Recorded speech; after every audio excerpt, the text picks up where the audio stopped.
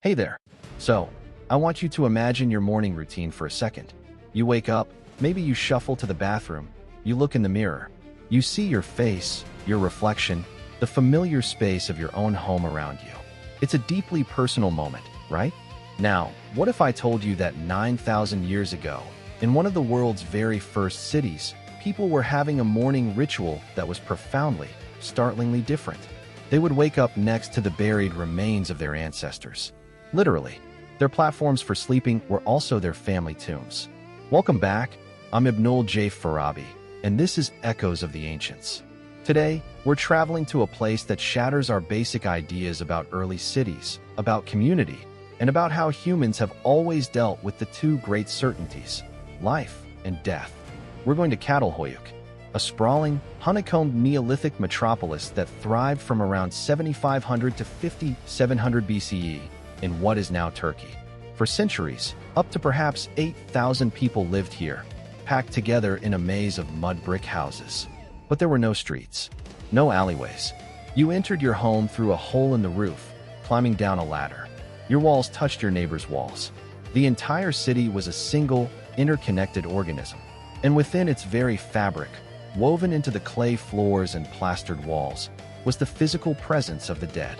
This is the story of the bone keepers of Çatalhöyük. Let's start with the landscape of the living, because you can't understand the dead without it. Picture a vast, almost surreal cluster of rectangular houses, so tightly packed that the rooftops formed the main thoroughfares. The rooftops were where daily life happened, where you'd chat with neighbors, dry your grain, watch your children play. You'd climb down a ladder into a single, multi-purpose room. The floors were clean, plastered smooth. The walls were adorned with breathtaking art, vivid red paintings of wild bulls, leopards, and handprints that feel like a direct reach across time. And beneath your feet, under these plastered platforms, lay your grandparents, your parents, your children.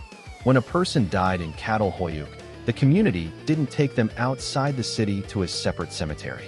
They did something that feels intimate, and to us, perhaps unsettling. The body was tightly flexed, tied into a fetal position, wrapped in a mat or cloth, and then buried in a pit dug right under the sleeping platform. The house was literally built over the grave.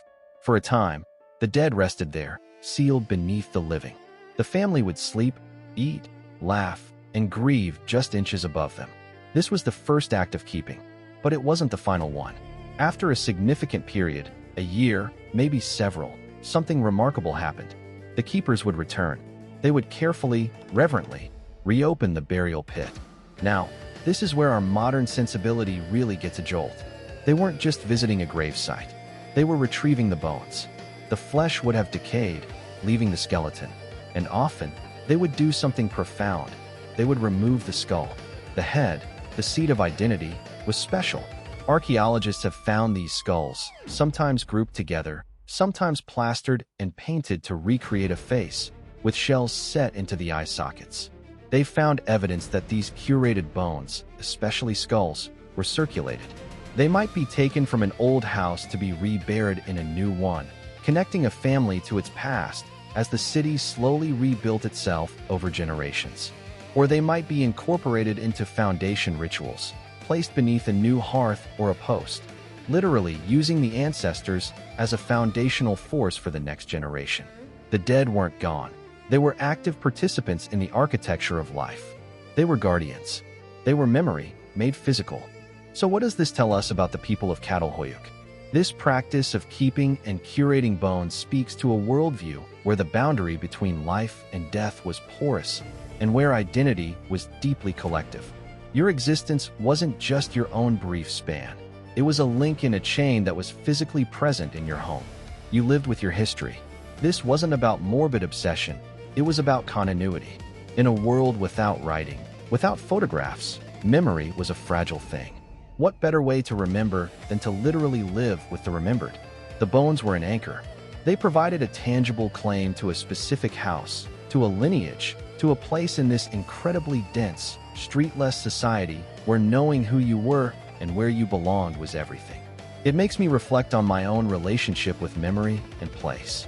I moved from Bangladesh to New York City, a journey across continents and cultures. In my apartment here, The physical anchors to my past are photographs, a few heirlooms, the stories I carry. They're important, but they're portable, abstract. For the people of Çatalhöyük, their anchor was the weight of the earth itself, the plaster they smoothed over a burial, the skull they held in their hands and replastered with care. Their identity was literally built into the ground they stood on. There's a powerful, almost frightening permanence to that which is both awe-inspiring and makes me grateful for the mobility of my own modern life. But even in Çatalhöyük, nothing is permanent. The city was eventually abandoned. The ladders rotted, the roofs collapsed, and the entire settlement was slowly buried by the very earth it was made from. For millennia, it was just a large, mysterious mound in the Konya Plain. Until archaeologists began to dig, carefully brushing away the dust, they found the bones, the art, the outlines of houses. They found a woman buried with a polished mirror made of obsidian. They found a man whose remains showed he'd lived with a fractured leg that had healed, proof that his community had cared for him. They found the story of a society that, for all its strangeness to our eyes, was deeply human, creative, spiritual, communal, and intimately connected to the cycle of existence. The Bone Keepers of Çatalhöyük challenge us to expand our definition of a city. This wasn't just an economic or political hub, it was a spiritual and familial one, organized around the hearth and the grave. It asks us to reconsider our own, often segregated, relationship with death. We outsource so much of it. For them, it was a domestic craft, a continuous practice of memory keeping. They understood, in a way we often forget, that a community includes those who came before. Their metropolis wasn't just for the living, it was a home for the ages. So the next time you look in your mirror in the morning, in your own private space, think of those ladders descending into dim, painted rooms. Think of the families who, for hundreds of years, kept the bones of their loved ones close, weaving them into the story of their home. They remind us that the echoes of the ancients aren't always distant shouts. Sometimes, they are the quiet, persistent whispers of those who knew that to build a future, you must always remember what lies beneath. Thank you for listening. If these stories from the deep past resonate with you, I'd be so grateful if you'd follow or subscribe to Echoes of the Ancients wherever you get your podcasts. Share it with a friend who loves a good story.